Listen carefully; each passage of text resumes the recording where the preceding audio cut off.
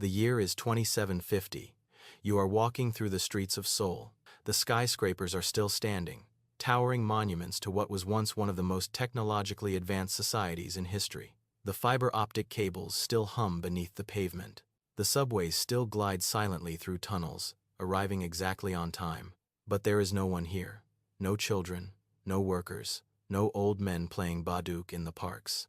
The last South Korean has just died. The language is no longer spoken. The culture exists only in archives.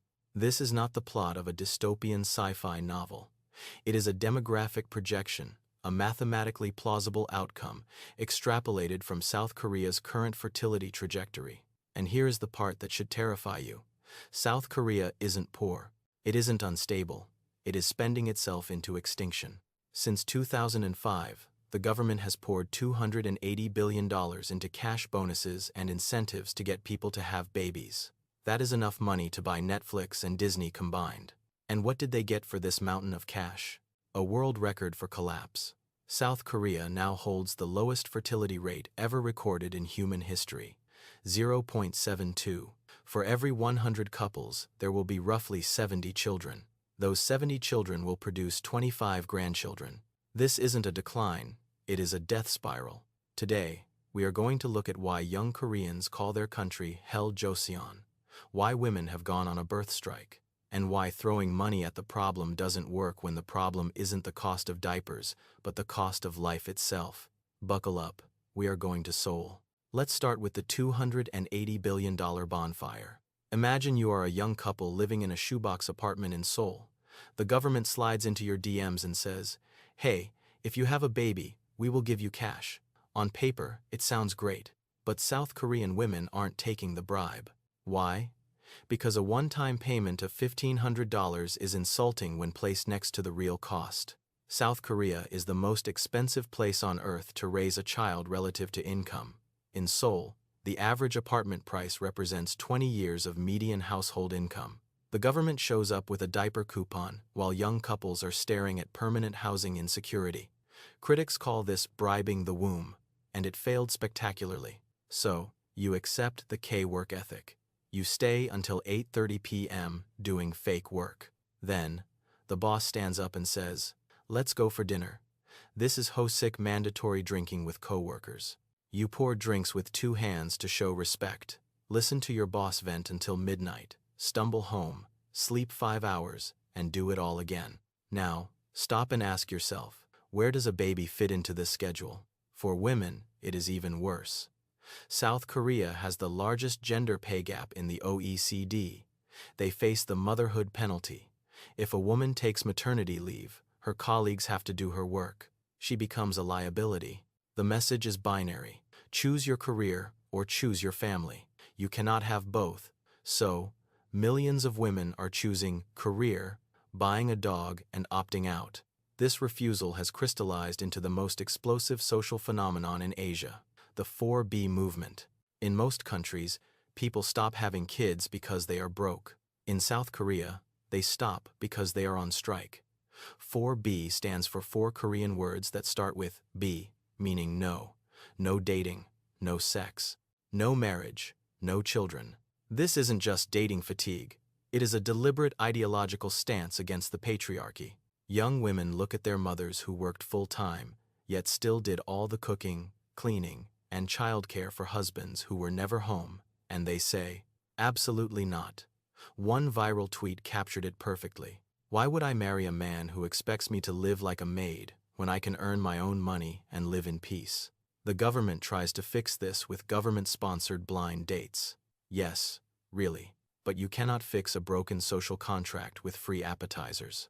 Men feel betrayed by mandatory military service. Women feel exploited by traditional expectations. The result is a dating market that is a toxic swamp. 0 times 0 is 0. And if you somehow beat the odds, find a partner, and want to start a family, you run into the final boss. The one enemy everyone agrees on, the landlord. Welcome to the housing nightmare. In South Korea, they have a unique rental system called Jeonse. Instead of paying monthly rent, you hand the landlord a massive lump sum deposit, usually 50 to 80% of the home's value. We are talking about $300,000 to $500,000. You give them this cash, you live rent-free for 2 years, and you get the money back when you leave. On paper, it sounds elegant. In reality, it is financial Russian roulette. Recently, the system collapsed. Landlords took the deposits and gambled them on more properties. When housing prices fell, the money vanished. This is the Jeonse fraud crisis. Thousands of newlyweds discovered that their life savings were gone. There have been waves of suicides among victims who realized they could never restart their lives. So, the calculation for a young couple is brutal. To rent a box meaningful enough to raise a child, you have to take out a massive loan, hand it to a stranger, and pray he doesn't lose it. It is not fear, it is rational despair. And while the youth are drowning in debt, the government is looking at the horizon and seeing a tsunami coming. Because if there are no new babies, who pays for the old people? While the youth are drowning in debt, the government is staring at a silver tsunami. If you walk through the wealthy districts of Seoul past the glass towers and Michelin-starred restaurants, you will see something jarring. Elderly men and women pushing handcarts stacked high with cardboard, scavenging through trash to earn a few dollars a day. South Korea has the highest elderly poverty rate in the developed world. These are the people who built the country, who worked 6-day weeks to create the economic miracle, and they have been left to rot. The pension fund is projected to run completely dry by 2055. If you are 20 years old today, you are paying into a system that mathematically cannot pay you back. So, when young Koreans look at the elderly, they see a terrifying future. If I don't save obsessively, that will be me. This creates a fatal feedback loop. You don't have kids because you need to save money. Because you don't have kids, there are no future taxpayers to fund the pension. Because there are no pensions, you have to save even more. It is a death spiral. So, why not just bring in immigrants? That is how the US and Canada survive. But South Korea is one of the most homogeneous societies on Earth. They desperately need workers, but they are deeply uncomfortable with new neighbors. In 2024, the government launched a pilot program to import foreign nannies to solve the childcare crisis. But here was the catch. They proposed paying them less than the minimum wage. The message was clear. Come raise our children, but don't expect to belong. It wasn't immigration, it was the creation of a servant caste. And while the politicians argue about visas, a much darker clock is ticking. The empty barracks. South Korea is technically still at war. Just 30 miles north sits North Korea, a nuclear-armed state with a 1 million-man army. For decades, South Korea relied on a simple strategy: draft every young man for 18 months. But you cannot draft the unborn. Within a decade, the number of 20-year-old men available for conscription will drop by nearly half. The military is shrinking. Units are being dissolved. A shrinking army doesn't just mean fewer patrols, it means existential vulnerability. If a country cannot reproduce its workers or its soldiers, what exactly is left to defend? This brings us to the root cause. The reason why no check from the government can fix this. It's called dirt spoon theory. In the West, you say someone is born with a silver spoon. In Korea, they have a full taxonomy: gold spoon, silver spoon, bronze spoon, and dirt spoon. Young Koreans believe mobility is dead. If you are born a dirt spoon, you die a dirt spoon.